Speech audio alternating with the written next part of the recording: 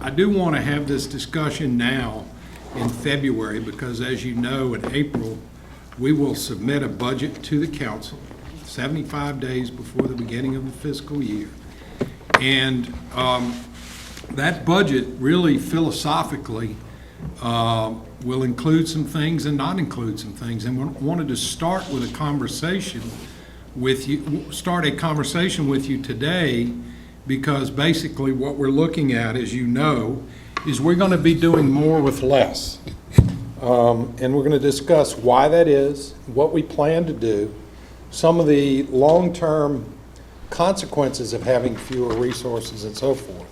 So let me start with getting my thing right here. Okay, we'll go here. And then I'm going to start with the words back in 2008 of Superintendent Lloyd Lindsay. But we have the same thing that all public bodies, and I'll end with this, because all public bodies have the same thing in West Feliciana. We have increasing cost. We have diminishing revenues. Okay, so all public bodies in West Feliciana have increasing cost and diminishing revenues. I think our circumstances here in the parish are very similar with what many families are facing in the last 10 or 15 years, and that is that our incomes and our revenues have not gone up, and yet the expenses that underlie it have gone up pretty astronomically. So like any place, we have issues, we have challenges, but more importantly, we have opportunities. And I want to talk to you about both our issues, our challenges, and our opportunities tonight. Okay, we have less revenue. Everybody understands that, but why? Why do we have less revenue? Well, people drive an economy, and the economy drives government resources, taxes, whether it's sales taxes or property taxes, and only growth brings new revenues. So, you know, the underlying consequence of our long-term population decline is that our economy has been shrinking for a considerable amount of time. If you look at this chart, and I know a lot of people, you know, like to argue back and forth about it, the whole circumstance of our population, but our population has shrunk below 10,000 people that are outside of Angola. I think that's an incontrovertible fact, and it is impacting every segment of our population, our commercial enterprises, our schools, and our parish government. And we've studied this issue, going back to a Feliciana vision document that I believe Mr. Leak was involved in back in 2005. The West Feliciana Parish US 61 corridor study that I think Mr. Sims was in charge of the parish at that time. And we've all identified what the problem is.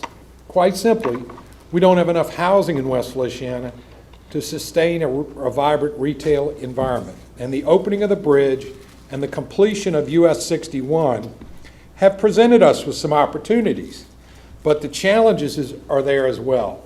We need more housing, especially housing that is affordable for young people. And things are happening. I want you to be optimistic because I'm optimistic. There are things happening that portend for a better future for West Feliciana Parish. We have these 4 segments of our community that we need to work on.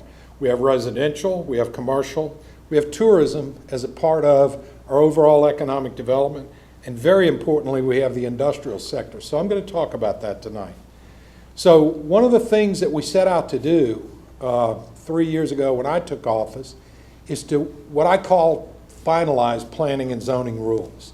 And I believe that we've achieved a place now where we have rules that are they're in our development code. They are published online. They're readily available to anyone who wants to make an investment. And I think one of the things that's very, very critical about that, they stem from this comprehensive plan that was put together back in 2008. So we didn't just start from scratch. We followed some of the precepts of the comprehensive plan, and we used a lot of the planning and work that many people in the community have done, you know, probably well past when Mr. Leak and the rest of that group back in 2005, but going back all the way to when we started planning and zoning. One of the things that I know is important is that we have to enforce rules equitably and fairly. And I believe we're beginning to be seen not only doing that, but being seen as doing that, which is equally important. When you have businesses that are looking inside your community, one of the things they want to judge is, are the rules straightforward? Do I understand them? Another thing they want to know is, are they equitably enforced? Are they equitably applied? So, is the local person who already lives here going to have a different set of rules from somebody who wants to move in here? Or is everyone going to be treated the same? And I believe we've made substantial progress, not only in changing that and applying those rules equitably and fairly to all, but being perceived to have done so. A little compliment to all of you here. We have a government that supports growth in all four of the sectors that I identified and understands the importance of infrastructure towards that growth. So let's talk first about tourism. We have an issue with the riverboats, but I think it's something we can solve. We need to come up with a plan so that riverboats can land here, but so the locals can be accommodated in their wanting to get access to the river for fishing and other things. But our traditional tourism sector is performing reasonably well. The other thing that we've done in the last 3 years, however, is we've added to the mix. We have big special events. We have baseball tournaments and softball tournaments. The year before we hired Rob Hunter as our recreation director, we had 3 baseball tournaments and probably a total of about 5 events to draw people from outside of the parish into the parish. I consider that a unique opportunity for us to showcase what kind of community we live in. This year, we will have between 30 and 40 events in the recreation area in that complex in multiple areas. Music festivals, baseball tournaments, softball tournaments, tennis tournaments have become very popular here, and other things. But we have at least 3 or 4 events that will draw in any given day over 4,000 or 5,000 people to the parish. That's a really wonderful opportunity to showcase what we're doing here in terms of our parish and how wonderful a place it is to live. So that's one of the areas where I think we've done a remarkable job in terms of bringing everyone together to celebrate the kind of community that we have. Now, that highlights what I would call an issue, a problem, but also an opportunity. We have so many events now that would love to be here and be bigger than they are, but we have a dearth of hotel rooms. We quite literally have the bed and breakfast community, which provides a certain number of rooms that's primarily driven by tourism. We have the hotels, the Best Western and the Francis, that are driven somewhat by tourism on the weekends, but primarily by industrial use and during the week. And so we get a combination, which is a good combination in our hotel motel usage in terms of both industrial, commercial use, and also tourism. We don't have enough hotel rooms. And the good news from that is that we've had a couple of folks that are in the hotel business who are beginning to look for sites here in West Feliciana to construct hotels that can service the community even more fully than we are now. And that will be certainly a method to increase the hotel motel taxes, both those that flow to the tourist agency through state designation, and also there is a hotel motel tax collected by the town from the state that is supposed to go towards economic development and tourism. The other thing we've been working on, and I'm pleased to tell you we've got an agreement from the state, we're going to get a 17-acre site immediately adjacent to the park. Let's see mine. Yeah, there it is. That's the park right here, and this is where we will take that 17 acres and we intend to create an RV park there. Now, I want to be very clear on this. An RV park is not a place for people to live. In fact, there'll be restrictions on the number of days that a vehicle can stay there that's typical of RV parks around the country. But I know that a lot of folks travel around the country in these, $100,000, $200,000, $300,000 RVs. They come into a community, they buy groceries, they go to the local events, and it's something that we think will be a really nice addition to our park. The plan is not for the parish to operate this. We don't know how to run an RV park, don't want to run an RV park. But what we are going to do is look for a long-term public-private partnership to develop this park and run it under rules that are put in place by the council and the parish so that we have an opportunity to gain some of this as well. In the commercial area, we really are focused on supporting activities along the southern LA 61 corridor and to make use of, which makes use of our existing infrastructure. We have the water lines, we have the gas lines, and we have sewer lines along most of 61 now. So we've got a combination right now of some old and some new. Most of us have seen, and been pleased with the developments at the corner of town, the Francis, the new grocery store, Elliott's Pharmacy. I was talking to someone today who's planning to build a $2 million plus building immediately adjacent to Elliott's Pharmacy. I haven't gotten there okay to announce what it'll be, but I'm pretty sure they'll be talking about it soon. We've got some new things like the Dollar General up in Wakefield that I believe is really helping to service that community very well. And then, of course, our old favorites like the Magnolia and the businesses in town. So we're beginning to see some real commercial development here. Some things that are coming soon. There'll be a Burger King, hopefully located at the corner of 61 and 10, or in the front of the parking lot of the old grocery store, the big grocery store. And I was told by them over the weekend, they like the way we made the little grocery store look so much that they're planning to upgrade that facility, and they're actually going to paint it the same color we painted the little grocery store. So hopefully that corner will become more attractive. There will be a Burger King at the corner immediately in front of that, in front of the old grocery store. I believe they're going to upgrade some of the facade for Fred's and other things. So not only are we getting commercial development, but it's very attractive commercial development. The image right here is sort of what's going to happen across from the Best Western in the little strip that's been built right there as you enter town. And I know there's going to be an AT&T store there. I'm told there'll be a Pizza Hut and some other things. So again, some good things are happening that not only are making more economic activity happen and bringing us some sales tax revenue, but also making it a more attractive place to live.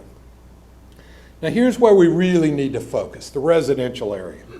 So what I say here is the results of the 2016 housing study confirm that there is a great need for senior-friendly housing, as well as construction of new for-sale housing, first-time home buyer housing, and new rental housing. All of those things are opportunities for developers and locals to get into that market and to present opportunities that will help us to grow our population. And that is our most critical economic need. Now, I put this up here because this is what's selling today in Zachary. Housing young families can afford. And that should be our target market because we have to replenish our school system. We have to replenish our young professionals, our young working folks who can bring new ideas and new leadership to the community. And this is sort of what the market, target market needs to look like.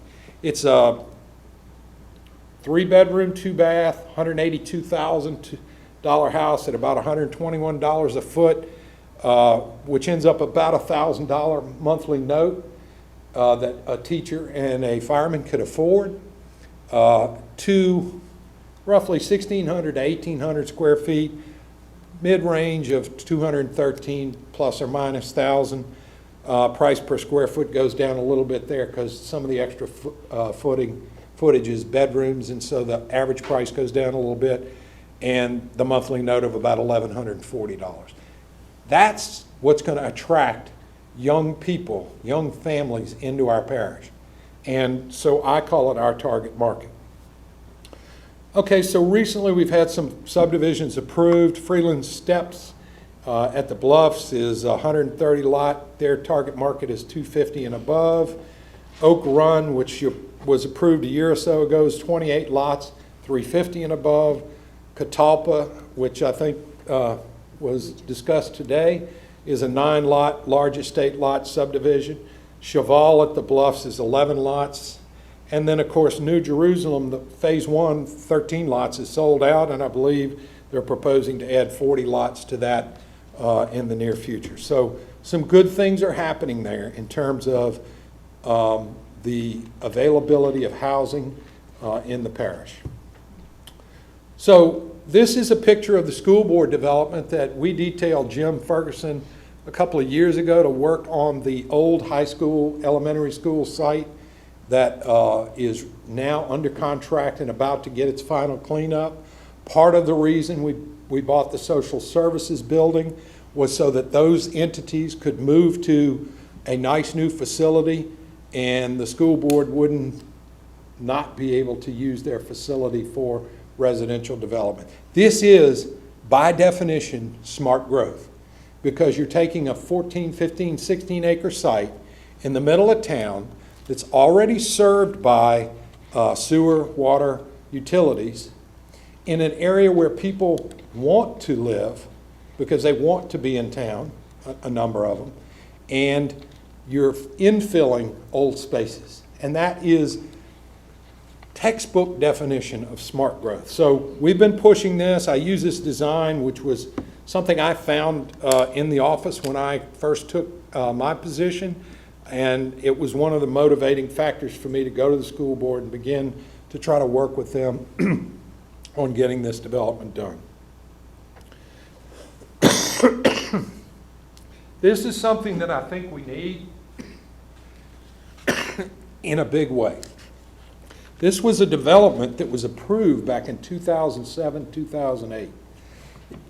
It was a PUD on Highway 61 near Star Hill, and unfortunately it fell apart, I think, because of economic circumstances in 2008. It actually got reasonable support from the neighbors.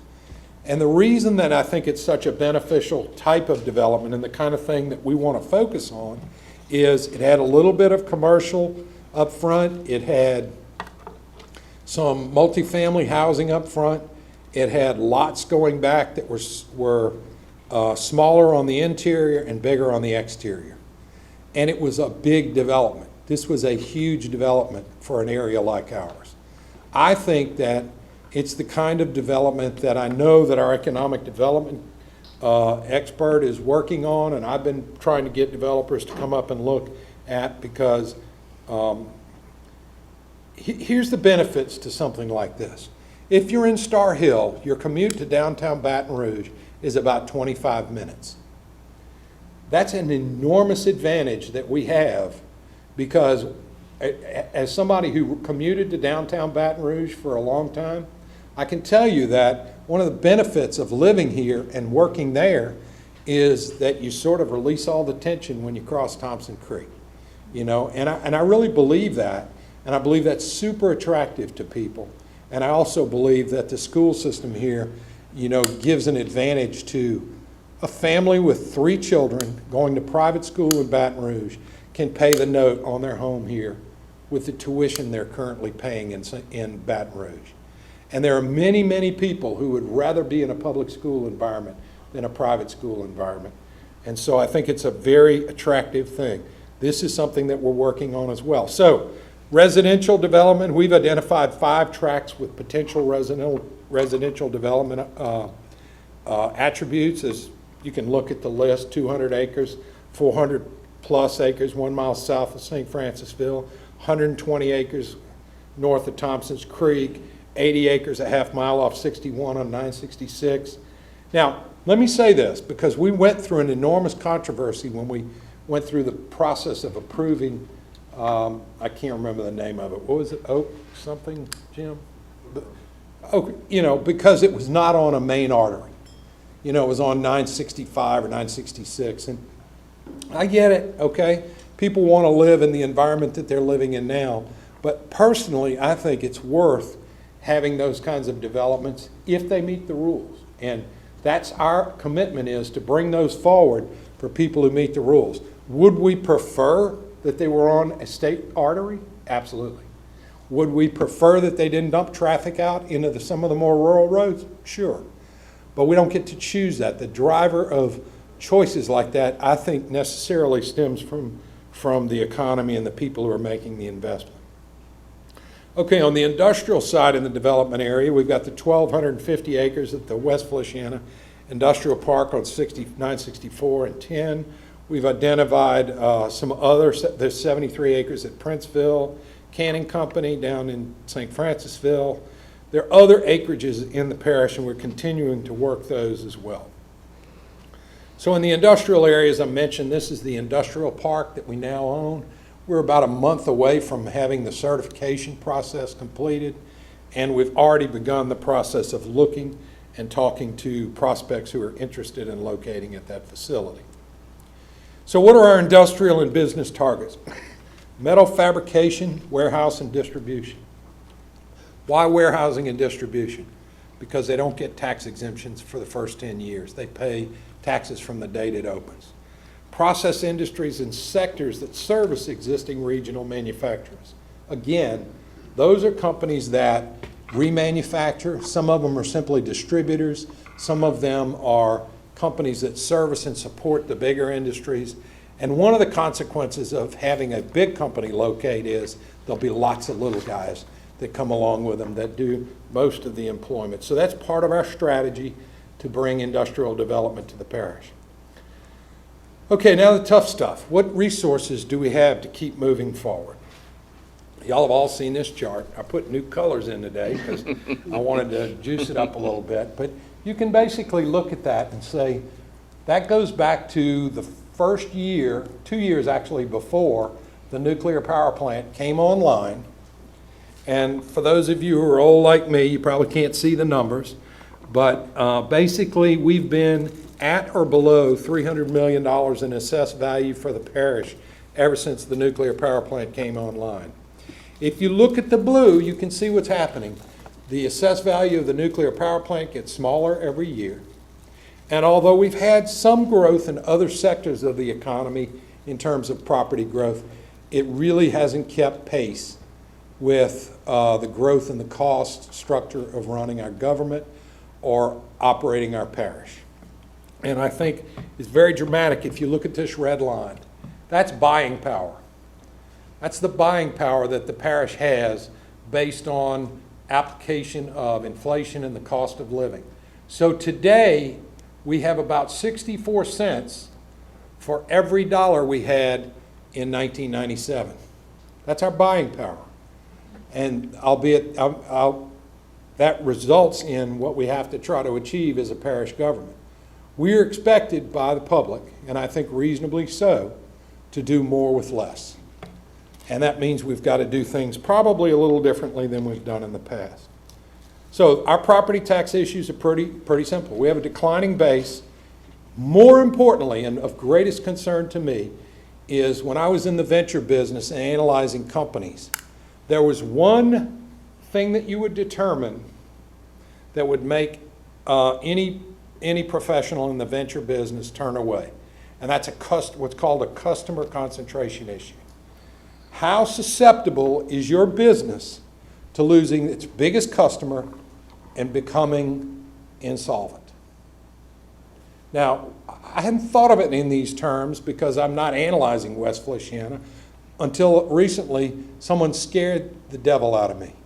They said, West Feliciana Parish is one board meeting away from going broke. One board meeting.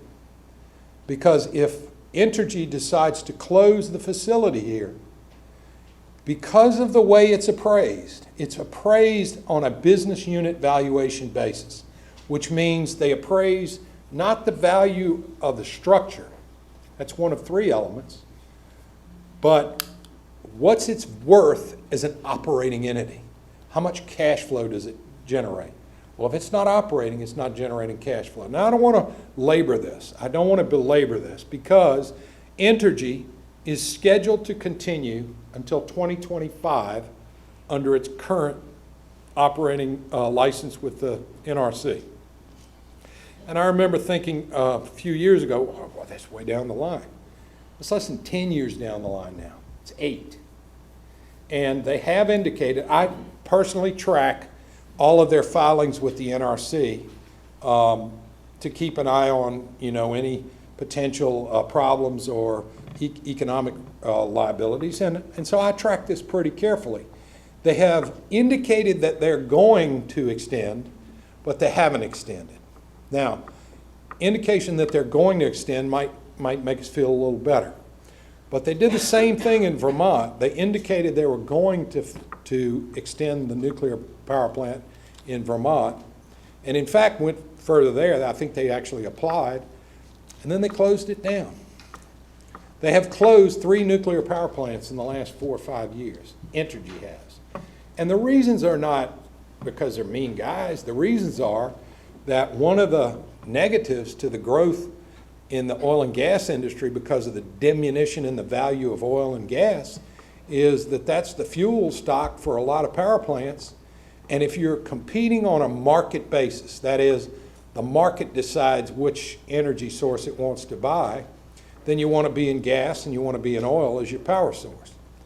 Nuclear in Louisiana is slightly different, and it makes it a little more stable because we are in an environment here where it's part of the regulated rate base, the capital that was spent at the nuclear power plant. So their rates are set by the Public Service Commission based on the amount of capital investment. So they're not as market sensitive as some of the plants that they've closed in other parts of the country. Nevertheless, I think we need to keep our eye on the ball and understand that we do have some issues related to that customer concentration issue. Now, I'm going to point out some things. This is 100% of the property taxes that are collected in the parish. And you can see from this, I wish you could see better, the school board gets 44% of all property taxes collected. The sheriff gets 21%, the fire district 7%, the assessor 4%, the hospital 2%, and the parish gets 22%. So that's how all of the property taxes that are collected in the parish are allocated. Okay, so let's take that portion that the parish government gets, because one of the things that's important for all of us to remember is that if there's a tax specific to an area of our budget, the way the law works, we can only spend the money in that siloed area. So, for example, all of the money that goes to the library, which is about $733,000, primarily is used to pay down the debt of building the new library, but also to operate the library. So we can't reach in there and take that money. It's strictly for the library. The same thing for economic development, the same thing for the roads, which is our biggest sector, about $1,250,000. Parks and Rec gets $426,000 from property taxes. Building and grounds, $827,000. So really, the only area that is really, there are 2 areas where we can do a lot of different things. One is building and grounds, and the other is in the general fund. Okay, here's property and sales tax allocation. So when you add in the sales taxes that are collected to the property taxes that are collected, you'll see that once again, the school board gets $16,800,000, or roughly 51% of all the taxes collected in our parish. The sheriff gets $4.5 million. The hospital gets $2.4 million. The assessor gets $877,000. The fire district gets $1,500,000 or $1,600,000, and we as a parish get $6,784,000. That's the allocation overall. You can see from this, the sales taxes look like they're trending up, but in fact, I'm sorry, I need to go back.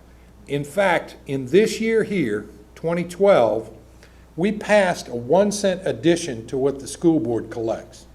And frankly, I think that's good. I think it's good that we're spending most of our money in this, or a major portion of our money in the school area, because it is our biggest attraction for people wanting to live here. But we're also maxed out. You know, the legal maximum of all sales taxes is 10%. The state's now at 5% and the parish is now at 5%. There is no room to go back to the voters and ask for more money there. So sales taxes collected, you can see that from this chart that the red is the town, the blue is the parish, the light green is the school board, which trended up after they got that additional 1%. And then this little thing right here is the Council on Aging, which is something that happened in the legislature last year when Representative Havard said that all of the sales taxes collected passed a little bill that said all the sales taxes collected at the Angola Rodeo would be split between, I believe it was the Council on Aging and, do you remember who the other one was, Cheryl? I can't remember. It's sort of negligible, but I didn't really care for the fact that, you know, someone in the legislature reached into our pocket and took the money away. So we're working with him. I think he did it at the last minute, not recognizing that it was going to actually take the money from us. He didn't think we were collecting anything at that point. So we're working with him to try to correct that. So property and sales tax allocations.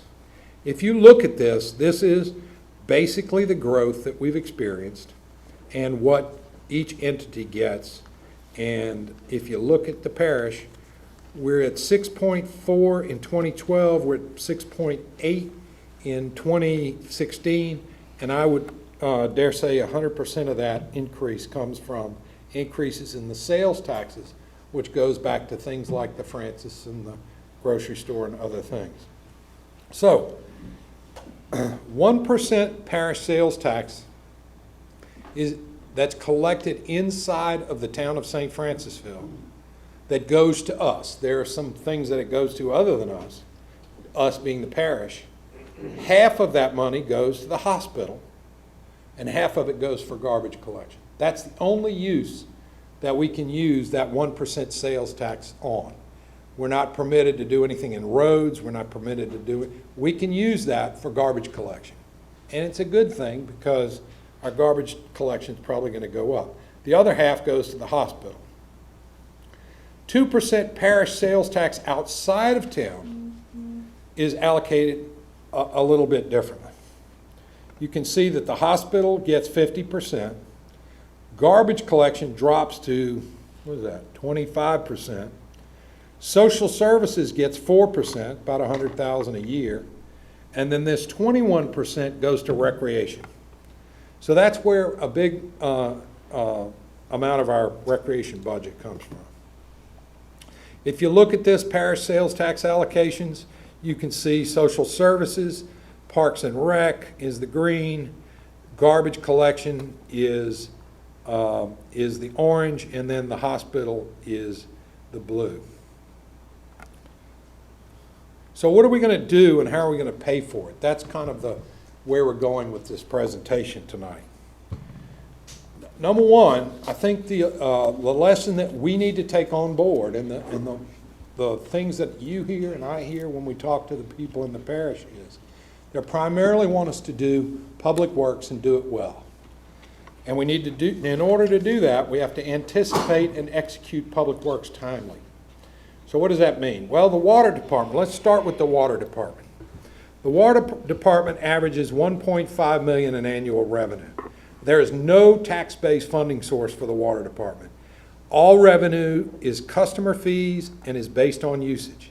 Out of this revenue, the six major expenses are about $800,000 in salaries, wages, and employee-related expenses. That's about 53% of the budget.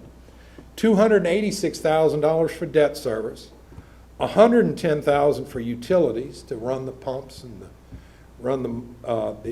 so forth, $100,000 for professional services, that's software to run the system, engineers, other things, $40,000 for administrative cost reimbursement, and $40,000 for chlorine. Okay, so what are our water system objectives going forward? Number one is to alleviate what's called the brown water problem.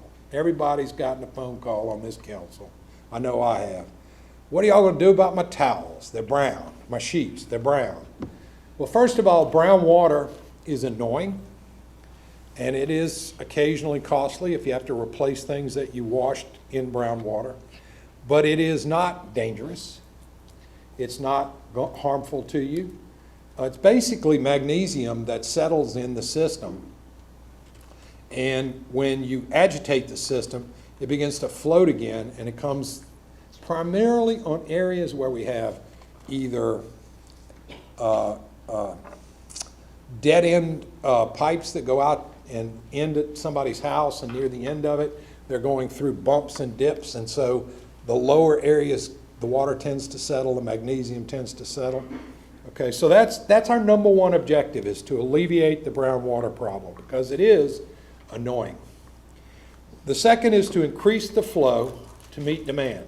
That is, to anticipate where demand is going to come, to fix those areas, for example, that don't have good flow right now, but to try to fix the areas that do, and to take remedial action to improve the system. What does that mean?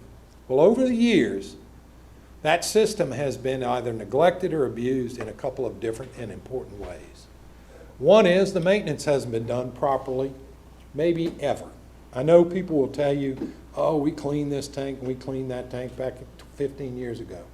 I can tell you we're cleaning a tank in, where is it, in Laurel Hill. Yes, sir. We're cleaning the Laurel Hill tank in a manner that has never been done in anybody's memory around here. Because not only did we empty it and wash it out, we sandblasted, we painted it, we're fixing it. We're actually making it better. And one of the reasons you have brown water is when the water pump drives it up into the tank, there are settlement areas that happen in the tank. And so when you get great demand later, it regurgitates and some of that comes down. That's one of the reasons for brown water. The other thing is, I don't know who's responsible and don't care. So far in the history, it doesn't matter anymore. But when the parish built some extensions to its system years ago, they did two things. They did not get installed from the contractor those things that were in the contract that were supposed to be installed. So you might have a 6-inch pipe called for in the contract, and when you dig it up, you find a 3-inch pipe, 2-inch pipe. You're right, Mel. I mean, we found that. I didn't want to be overly dramatic, but you're correct. So much of our system, it was constructed improperly, and we have to fix that in order to be able to provide the kind of quality service that I think people deserve. So we have to take remedial action to improve the system. So here's sort of our plan for this year. And I didn't get my my notes on here, so I'm going to have to wing this. Okay, here's 2 wells. We're going to build 2 wells this year. I know the plan was we were going to build 1, but we're going to build 2. This one at Wine Oak and this one at Highway 61. Why are we building one at 61? Well, everybody knows that the Wine Oak well may be on its last legs. We all know that. Must be done. Why at 61? Part of the brown water problem stems from the use of 2 wells in the Laurel Hill area that were drilled too close together. And without being overly technical, when you drill a well here and you drill a well here, and they both have a cone of influence underneath, where the cone crosses over, you create a lot of turbulence and you stir up a lot of things that result in brown water. Now, I know this sounds crazy because it sounded crazy to me, but we've tracked it and it's true. When you have an earthquake anywhere in this hemisphere, it stirs it up even more. If we have an earthquake, Jim will tell you, we both laughed about it at the start, when you have an earthquake, we're going to get brown water complaints from that area. Most of the brown water complaints stem from other issues, but that's one of those. The rest of these are extensions of service. For example, we're going to complete the connection here on, I believe it's 965, between a part of the system that stopped here and stopped here, or maybe that's it right there. We're going to run water between Star Hill and Star Hill Trace subdivision up that way to add pressure down there. We're going to put water where it can be useful to bring not processed water but potable water to the industrial park. Probably most importantly is this loop on Highway 421. And Highway 421 is It's beautiful, but right now it really has water pressure problems. Really has water pressure problems. I'm sure you've all heard of them from our neighbors up there. But if you have too many people on this part of the system taking a shower, the people on Peterson Road will feel it. So that's about 1.5 miles. Is that? No, it's longer than that. 9 miles. 9 miles addition to the system there that will upgrade it from what we have now to a much larger, more capable system. So all in all, we're looking at a fairly significant investment in the water system. The other thing we're going to do, and we've talked about this before, but we're going to expand this. All of these blue dots are flushing mechanisms. Now remember that we have a beautiful part of the country, but it's up and down, hillies, it's hilly and so forth. And one of the consequences of that is as your water system goes through a low area and comes back up, you tend to get magnesium buildup in the lower reaches. And one of the solutions to that is to automatically flush the water on a regular basis. So we have part of this plan that will be used to flush the system, and you can see the little blue dots. They primarily help at places where there's a kind of an end of the pipe or near an end of the pipe. So that's basically the water system improvements. Now, how are we going to pay for it? Well, right now we have an existing debt of $2 million. We have priced out all of those projects to about $4.85 million. We probably have some significant contingencies in that. We've identified a loan that is available to governments that includes a grant forgiveness of up to $500,000 of the total financing. And the loan terms are really good, 22 years at about 2.45%. So our current monthly debt service on the existing debt is $23,800. We're able to cover that very well with our water revenue, and the increase is really only to $33,000. So basically an additional $10,000 in monthly debt service will allow us to provide for $5 million in improvements. And that's part of the program that Jim has been working on, and I've been working on in terms of the financing. We've started the conversations with the lender, and we're confident that we can bring that at some point to the table to do all of these projects out of existing water company revenue. Kevin, may I ask a question? I thought that $2 million was almost done. No, there's two loans right now, Mel. There's a $2 million loan, and then there's a loan that was made that's being paid down by the Bluffs owners alone. That's almost gone. That's not even really part of this. But there's another $2 million loan that's out there. I'm going to go back for a second and show you there are a number of things that we've added into this that I think are important. 421 is important. Solitude has some issues there. Even though we've done some work there to increase the flow by going under 66 and under there and increasing the flow, this is one of those where they have a bollocksed up system. They have 4-inch line next to 2-inch line. They don't even know where half the line is because it was installed so haphazardly. And also on Greenwood Road, there's an issue on Greenwood Road. They just don't have enough line there and pressure there. So that's another one that's important. So we're trying to include those areas that we think can do the most good in taking care of the number one problem that we have, which is brown water. Okay, so here's the next issue. We allocate water district labor to the 4 sewer districts, and we charge the water company $206,000 of labor that the sewer districts don't pay. So each water district customer is subsidizing sewer districts to the tune of $57.44 a year. I'm not on a sewer district. And if you live in town, you're not on a sewer district, but you're not on a water district. So we have about 3,600 customers on the water district.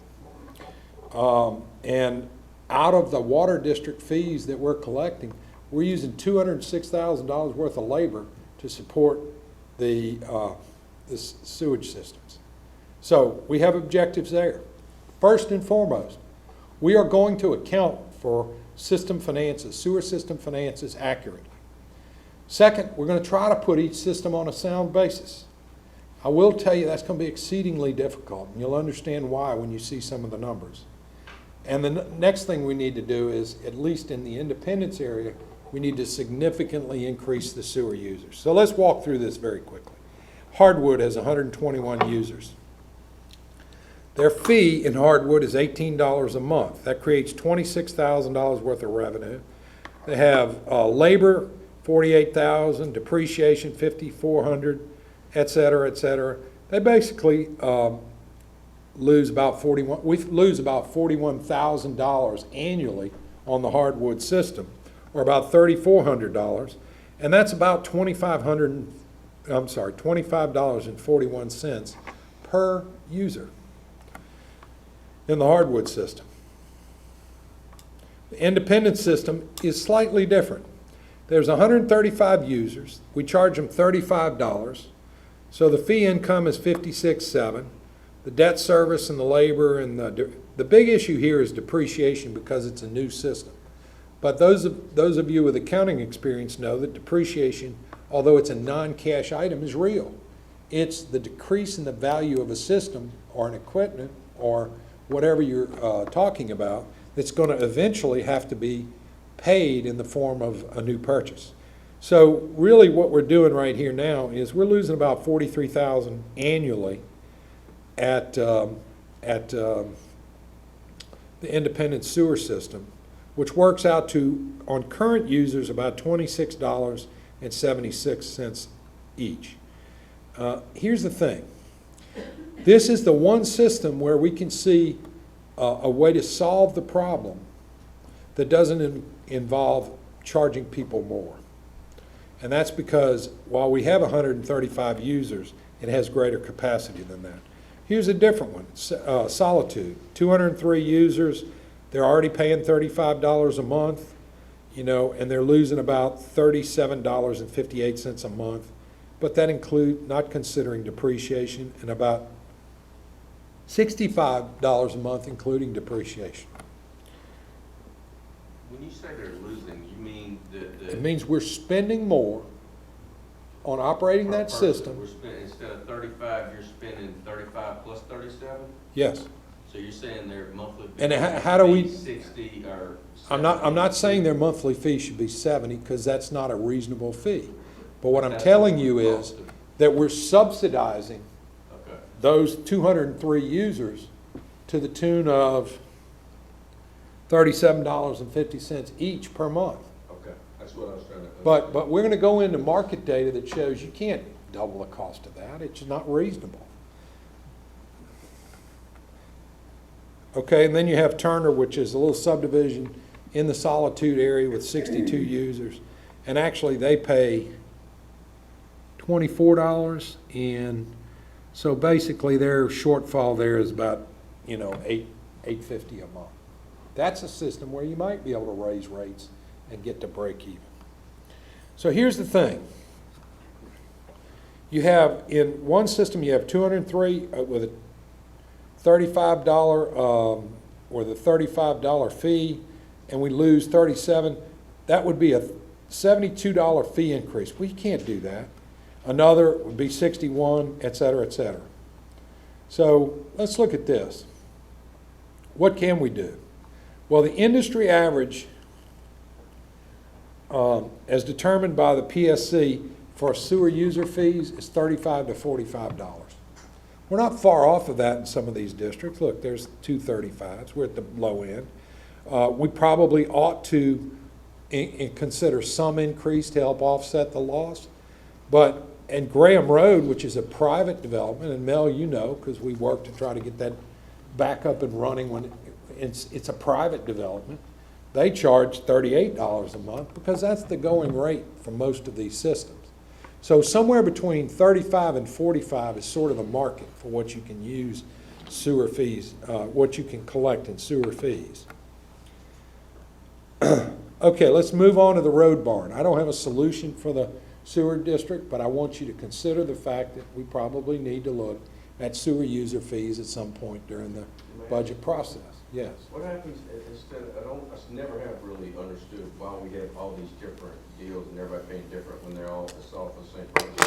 So why can't we consolidate them all in one and divide it by the users then and average out the payment, everybody's paying the same, and get the payment up to where the whole system is in Well, black? that would be the next step, is to look at it as a whole system. The question then is, do we want to consider a utility district that includes both the water and the sewer system? Or do you want to have a parish-wide sewer district and a parish-wide water district?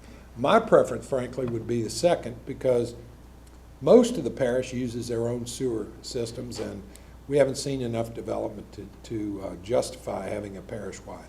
Now, I know there's been tremendous discussion over the last 3 or 4 years about sewer development being something that parish ought to get involved in. The primary reason I wanted to have this discussion is, who's going to pay for it? Are the users going to pay for it, or are you and I going to pay for it that don't use it? And personally, I think that the right way to go is that in our development code right now, we say that a major subdivision above 122? It's DHH requirement. We follow the DHH requirement that says you have to have a treatment facility. Below that, you know, we allow people to use MODADs and other methods. Now, people say, but people don't maintain their MODADs. To a degree, that's true. But right now, we have somebody that's going out and working with people to make sure that their MODADs are working, trying to make sure that they understand their responsibility. And so that's an issue that's going to be determined down the line, but I don't want it to come as a surprise to you when we begin to have that conversation, because right now, we're losing money every year, and we're losing a lot of money, and where the money is coming from is out of the water company customers' pockets. It's pure and simple. And to be honest, I was a little surprised when I figured that out. I really was. I knew it was, I knew there was some subsidizing going on, but it was a lot bigger than I thought. All right, let's talk to, yes, sir. On that, I know I had talked with you on proposal about that Solitude and that Turner connecting those. Consolidating those two, yes. Consolidating them, and it would, because the Solitude system is a costly system. It could be used as a pumping station and pump it down to the lagoon at the Turner, and it'll eliminate a lot of those big bills you have at the Solitude. The biggest problem we have, Melvin, though, is that it's not utility, it's not repairs and maintenance, it's labor. We have people that work on these sewer systems. We have one employee in the water district who spends 80% of his time on sewer problems, and the rest of them spend 20% of their time on sewer problems. So not only do we have the problem of it costing more, we have the problem of those employees being taken off of the water system. And look, I'm not looking to push through some massive increase, but on the other hand, I want people who are in the positions that you're in, that are going to face this knowledge that people are going to want you to build additional sewer districts. We need to know what we're getting into. The one sewer district that I believe will eventually become self-sustaining is the Independence District, although we're losing a lot of money there, because the folks who built it along a development corridor that I expect to be used. And the notion of it doubling the number of houses using it is not that far-fetched. All right, look, how am I doing, Madam Chairman, on time? Well, you're now at about 2 minutes left. 50 minutes. I would have said 50. Okay, 50 minutes. I got 10 minutes left. All right, road barn responsibilities, road maintenance, potholes and grading. That, you know, we maintain potholes and we grade our gravel roads. We work on drainage, maintain drainage along the roads. We do bridge maintenance and repair. We cut the grass along a couple of 100 miles of roads. We do signage, we do debris removal. So these are our roads. And again, I've lost my notes because of the computer that I'm using, but as I recall, we have about 260 miles of road. I'm sorry, 340, 260 that's gravel, 290 or so. okay, and 60 or 70 that's paved, all right? So this is our road system in the parish. These are our bridges in the parish, 43 or 44 of them. And I had a bunch of notes, but I'm glad I don't because I only got 9 minutes left. Okay, we got $1.4 million in revenue to take care of all of this. We spend $960,000 on people. We get about $250,000 in materials and supplies. We rent some equipment. We pay insurance. We have overhead and administration. So what are the state of our equipment? Well, our average age of a vehicle in our fleet is 15 years old. The average mileage of a vehicle is 133,000 miles. This is traffic data that we're going to use to develop our program for rehabilitating roads. If you look at this, we sort of have, this is the usage, ADT usage, that state gathered information on usage. So Baines Road is the most used road in our parish. It has the #1 crash rank, meaning that's not a good thing, by the way. Crash rank is bad. You want to be very low in the crash rank. And the length of it is 4 miles, and the condition is relatively poor, although the area that we rehabilitated 3 or 4 years ago is fantastic. Solitude is second ranked in terms of usage, but third ranked in terms of crash. That's good. Second ranked in terms of crash is Sligo. But look at that, there's only 220 users of Sligo a day, whereas Solitude has 1,750. Folks Road, which we believe is in good condition, it's only 1 mile and 2/10, is ranked third in number of usage. Then you have Island Road, et cetera, et cetera, et cetera. This is what's going to drive us in our program to manage our roads. Because one of the things that we plan to do this year, during the budget process that we're beginning and commencing today, is we're going to give you by April 16th a reorganization plan that reorganizes our finance and road operations and administration. Because one of the things that I can tell you is we can't hire outside contractors to fix our roads. We simply don't have enough money. The last time that this parish did a road overlay program, the cost of asphalt was half of what it is today. The materials were half of what it is today. And the way they overlaid the roads, they took a 20-foot road and overlaid it with 18 feet. Well, I'm not going to participate in that. So one of the things that we're looking at, we have bought the equipment over the last couple of years, and we are looking at whether we can take the top 60, 70, 80 miles of road and put them on a 10-year cycle of refurbishment that we do internally. So that would require us to reorganize our road barn in order to have a 4 or 5 man crew that all they do is overlays. They never stop. And I think it can work, but I'm not here to recommend it or show you yet because we're vetting that process and trying to determine additional equipment. Where will we get the money for the asphalt alone, which can be enormous. But I think what I wanted to leave you with tonight is to understand that in terms of what the public's expecting from us, we have a plan on the water side. We're gonna improve the water system to the point where we want it to be, which is nobody thinks about it anymore. We got good pressure, it never turns brown, there's plenty of water when you need it, you know, and the fire protection district always has enough sources of water for it to do its job, and so ultimately our insurances can stay even or go down.